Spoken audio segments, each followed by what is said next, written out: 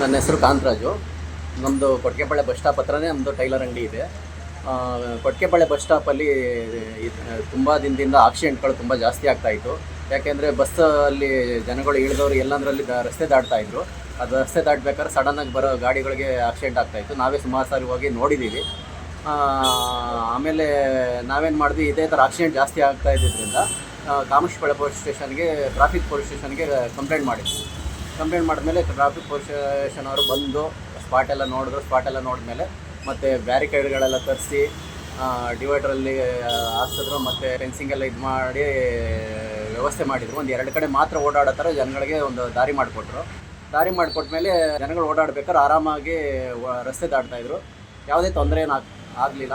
ಇತ್ತೀಚೆಗೆ ಆಕ್ಸಿಡೆಂಟು ಕಡಿಮೆ ಆಯಿತು. Kamakshipalya traffic police inspector Yogesh ಅವರು ಮತ್ತು ಕಾಮಾಕ್ಷಿಪಾಳ್ಯ ಟ್ರಾಫಿಕ್ ಸ್ಟೇಷನ್ ಅವರು ತುಂಬ ಮುತುವರ್ಜಿ ವಹಿಸಿ ಈ ಕೆಲಸನ ಮಾಡಿದ್ದಾರೆ. ಈಗ ಆಕ್ಸಿಡೆಂಟ್ಗಳು ಕಡಿಮೆ ಆಗಿದೆ. ನಮಗೆ ಅವ್ರಿಗೆ ನಮ್ಮ ಧನ್ಯವಾದಗಳನ್ನು ತಿಳಿಸ್ತಾ ಇದ್ದೀವಿ.